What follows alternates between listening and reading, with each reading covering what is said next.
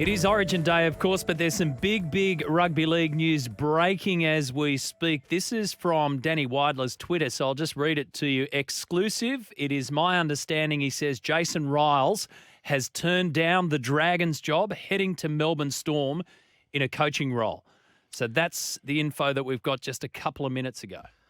Well, the Dragons only have themselves to blame because they've been dithering on this for the last few weeks. I know that Jason Ryles and his manager, George Mimas, were asking for the 5-year deal for a big say in who the GM of football recruitment, and I thought it was a little bit too much. But I would have thought this negotiate. The problem with the Dragons is that they're a splintered club and that they've got a board that's both split. They have power brokers on both sides of it. And their dithering has cost them Jason Ryles. Some will say that that's no loss, that they can go to other options. There's plenty that didn't think Rylesy was the right man for the job. It's the interesting thing out of it is Jason Ryles became interested in the Dragons job because Craig Bellamy committed for another year. So clearly, if he's going to take an assistant coaching position there, it's all about succession. That's exactly what it is, and that the Roosters will let him go, I reckon, straight away. Because there seems to be that relationship between Jason Ryles and the Roosters has been broken in many respects. I think it's a bit unfair of the Roosters to be unhappy with Ryles for looking at other jobs, but that's big news. Danny Weidler breaks it again. That is the old wild man himself. Big news. The breaking news. I said on this program yesterday, if Jason Ryles is their man, they've got to do it. They've got to give him 4 years, give him everything he needs, give him all the support and get the damn thing done because that's the bloke that they want. They've made their decision on Anthony Griffin, so they've missed out on this one. So who would be next in the line? It seemed like Hornby and Dean Young. I was given the impression that Ryles was their not just their preferred candidate, but their only candidate in the eyes of some of those board members. I know that for a fact. But yeah, anyway, it's not the end of the world. No. There's other fish in the sea, in the coaching sea. So there you go. We'll follow that one this morning, but it appears as though the Jason Ryles to the Dragons deal is not going to happen. We've got Sean Timmins coming up on our show a little bit later on this morning, obviously to talk Origin, but I'll be interested to get his thoughts on perhaps how that's played out as much as he can talk about it. Before we let you go, because you've got a busy day, it's Origin Day, mate. You've got things to do. State of Oregon, let's go. State of Origin Day. Just can I get your thoughts on the Everest? Going from a $15 million race to a $20 million race, do you think it's going to make – does it make any difference aside from more money? You can't lose. You can't lose. You can't lose. So you The squeeze slot an extra holder can't 100,000 out of each slot holder, but you get your money back.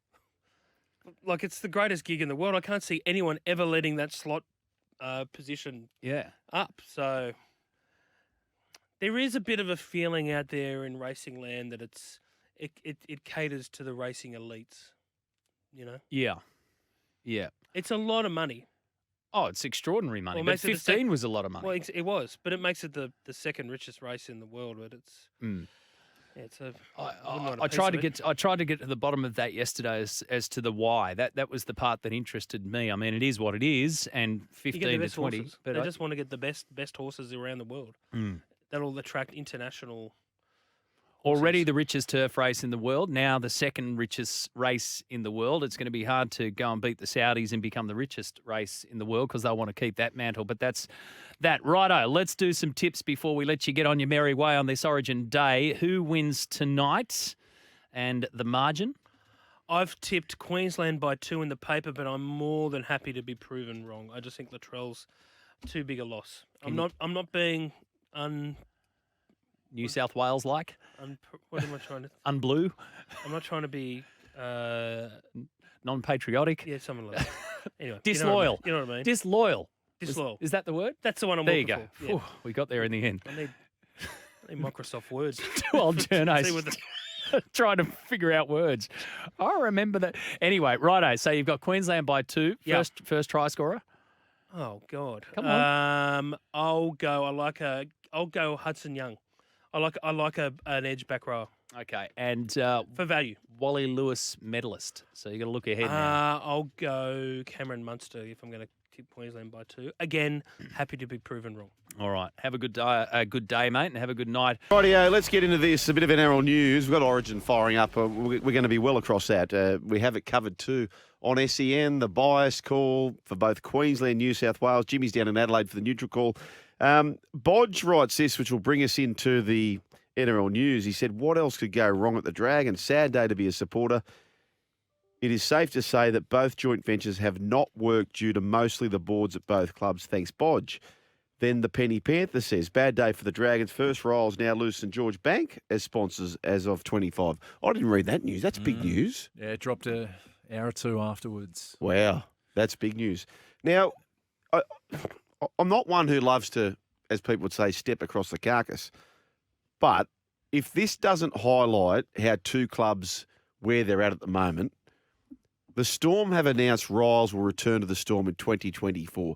You didn't hear boo. Now, no doubt about it, behind the scenes, both clubs are working in the same fashion, trying to, get Jason Ryles. And we're hearing every single thing out of the Dragons. Everyone wants to tell a story. Everyone wants to have a mate in the media and tell the story. Everything's coming out of the Dragons. It's going to be 4 years. Here's his coaching staff. He's going to be there. He's going to be doing this job. He's going to be doing that job. Duck egg out of the Melbourne Storm. Nothing. It's done. No, that's how rock solid they are. This is what makes the difference. And this is why it's important at board level and other levels, who you've got there. Are you staunch? Are you rock solid? And then we land on this. The Storm have announced Ryles return to the Storm in 2024. There's a lot of points here to talk about, Brian. The Storm have announced that Ryles will return to the Storm in 2024. How does that happen? Well, I think I reckon Rolsey was going to the Dragons. I honestly do. But how do we not even know from the Melbourne board, the staunch board, which is Melbourne, how do we not even know they're still in the game? Because they know they're in the game. Yeah. They know they're in the game. But the Dragons and Club Super, that they get loosey-goosey. They love being in the board and just running their little show and just getting into the dressing sheds and doing all that sort of stuff, sharing all the information they've got because it gives you power to media. Melbourne Storm, you hear duck egg. Yep. And by the way, I actually know some people, I'm not criticising everyone on the board at the Dragons. There's some great people on the board at the Dragons who are ironclad, staunch people. They truly are.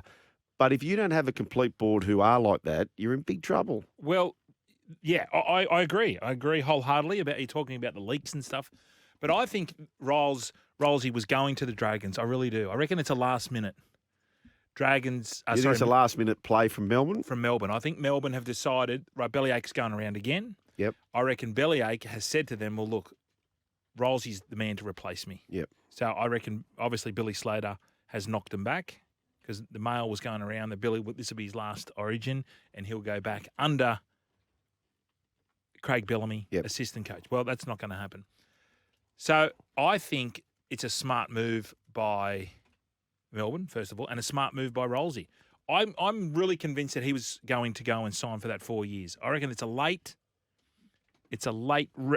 bit of a reach out by Melbourne, and where they could see what was going on, and Bellyache said, "Listen, I'm here for another. He might be there for another 2 years. Who knows? But we need to get Rolsey back in. He's been away from the club for a little while now. Back in, he'll overtake when I retire." Okay, Brian. Let me ask you this: Maurizio Pochettino. Yes. Pochettino. Do you know who he is? I know he's an Italian gentleman. Yeah. And he invented a game called Bocce. He's actually Argentinian. He's an Argentinian bloke. But he has coached at Paris Saint-Germain. He's coached at Espana. He's coached at Southampton, Tottenham Hotspurs. Yep. He's coached at Paris Saint-Germain. Yes. Right?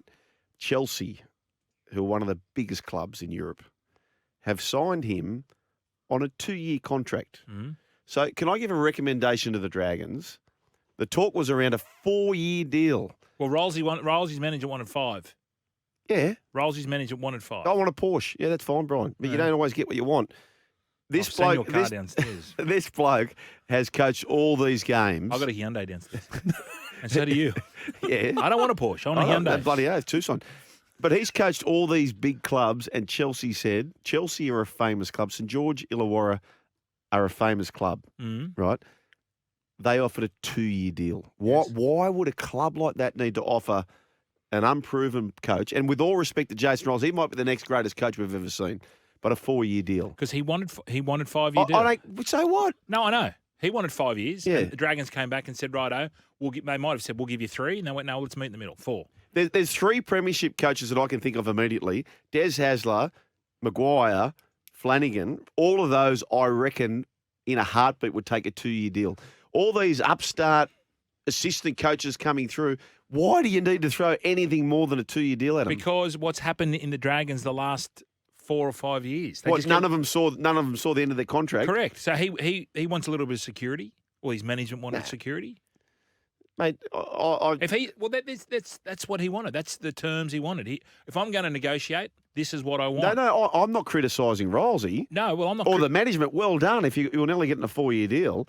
I'm saying that if you're a proud big club, if Chelsea are taking 2-year deals for people who have coached at Paris Saint-Germain, and why do they need to offer any more than a 2-year deal? Because the board and the chairman and the CEO said, we want Jason Ryles. Yeah. We don't want a Shane Flanagan. Right, we could get Flano for two years. Yeah. No, we don't want that. Yep. We want Jason Ryles. Jason Ryles comes in and If says, they- that was his terms. Okay, well, if they throw out another 4-year deal, seriously, you've got to start questioning things. If they throw out a 4-year deal for what's available, unless the name's Bennett, Bellamy or Robinson, then please. That's what happens. 1300 That's what 01 happens in 1170. negotiations. They wanted Ryles. Ryles said, sweet, I'll come. I want 5 years. Anyway. The tourist, they're gone. Brooksy, myself, and the journalist Bryan Fletcher Yeah. of Blake and Blackmore.